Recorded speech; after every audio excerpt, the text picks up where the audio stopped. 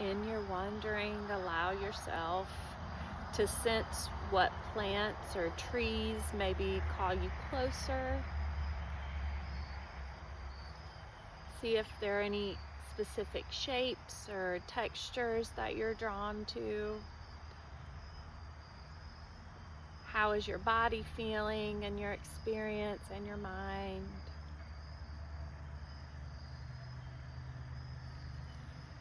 And also, if any natural items call to you and you feel invited, you can collect some natural items from your sacred space, from your nature wander.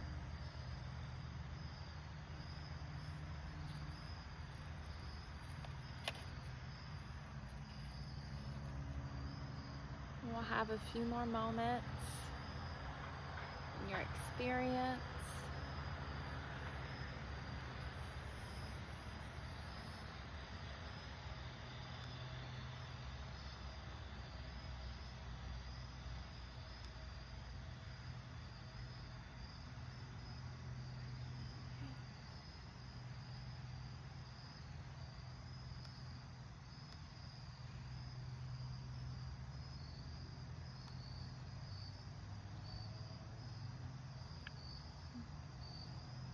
And just begin to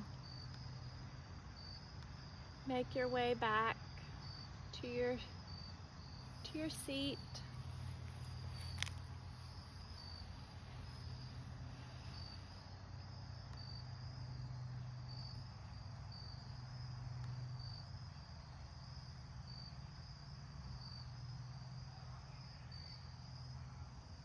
All right. So, Randy, do you have a piece of paper or a journal or something you can write with?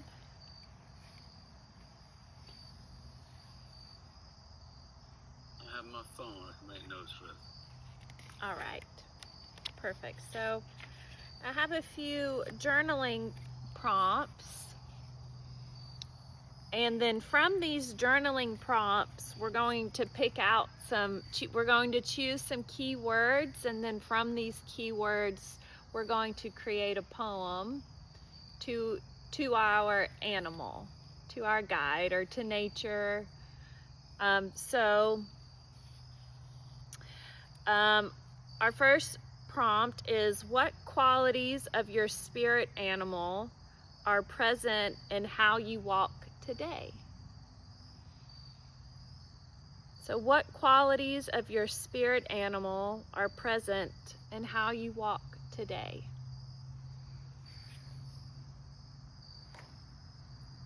And write whatever comes through, what naturally comes through, whatever your heart says.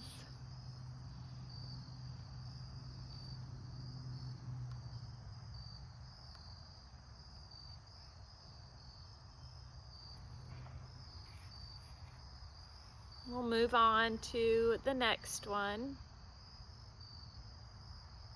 And how does your animal perceive the world? Through scent, sight, stillness, sound, or movement? How does your animal perceive the world? Where is your animal's perception? Is it low to the ground? Is it high above the trees?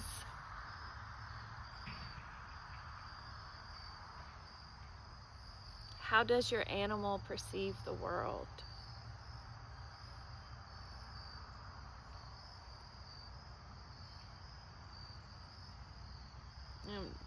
And there's a few more. What message or teaching is your animal offering you through this land? What message or teaching is your animal offering you through this land?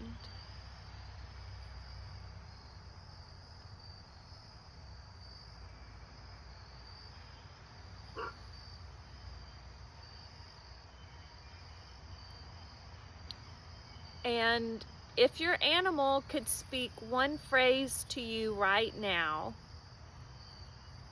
what would it say?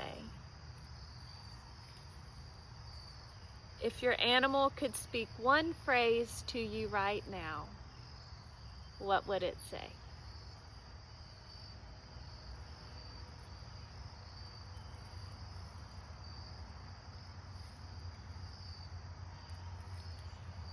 One more.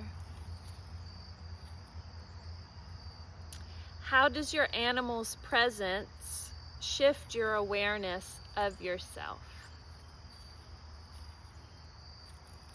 How does your animal's presence shift your awareness of yourself?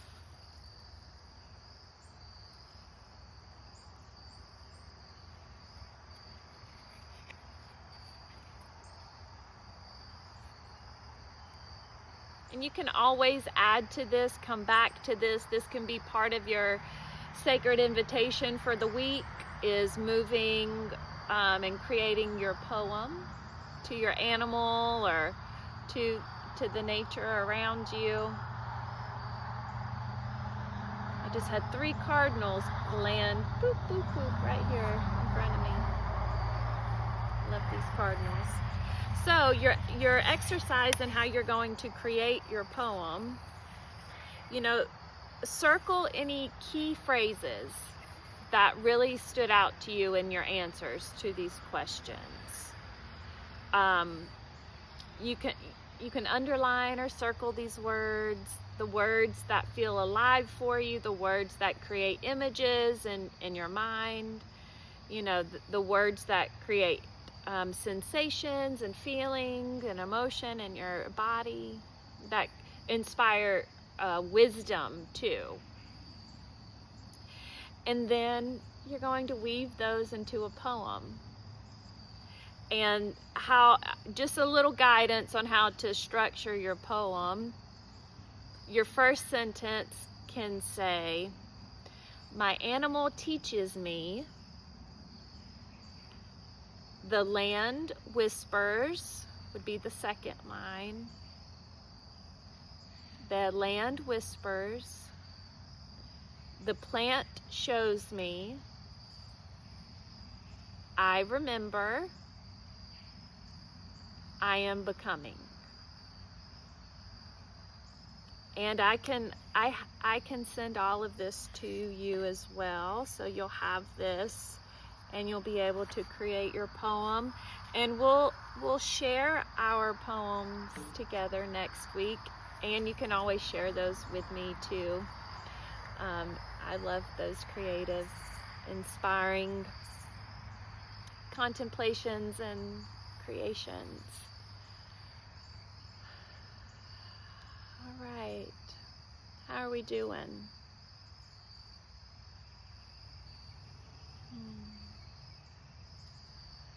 So we're coming to a close in our 3rd nature immersion experience together.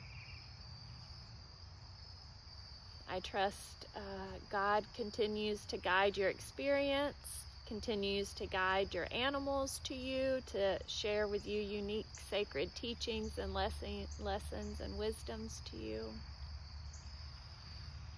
Thank you for showing up. Thank you for making an effort. Thank you for all of your contemplations and inquiries and curiosities around your nature immersion experience, and for opening yourself up to God's immaculate, beautiful, creative expression teaching you.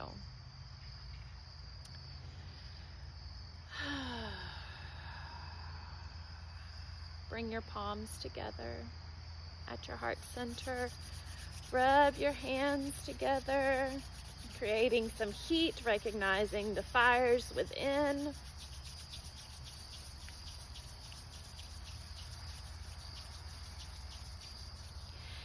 And then wipe your arms, create a wind sound out of your mouth.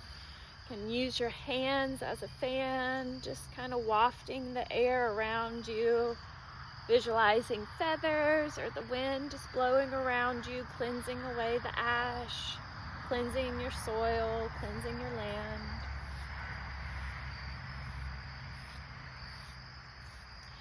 And then you can gently press your hands onto your legs, or just energetically pressing your hands onto your legs and your arms, and just gently pressing, visualizing yourself planting seeds, remembering your seeds of intention from our first immersion together, continuing to remind yourself of your seeds, your sacred nature immersion seeds.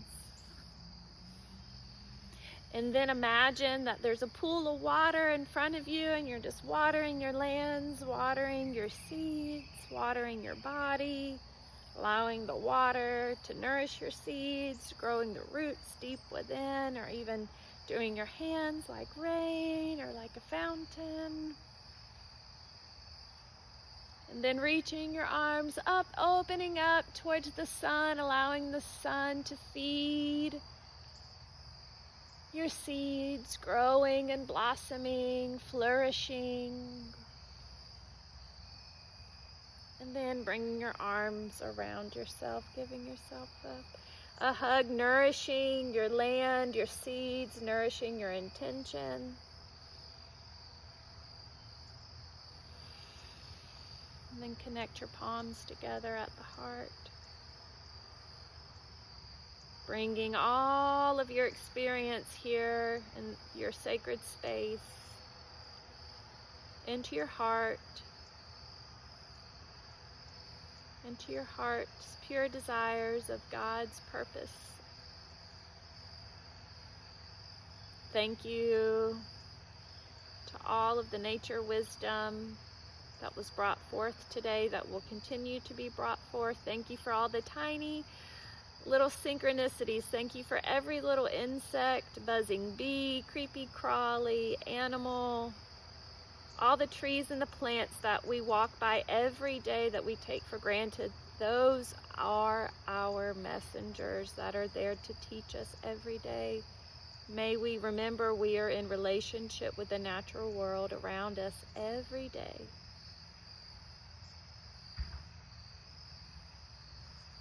Thank you to each person who is here joining us.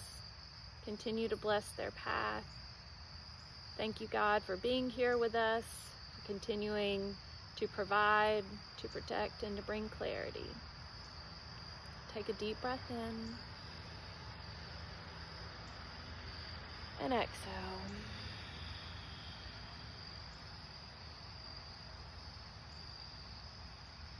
Thank you, thank you, thank you, thank you, thank you.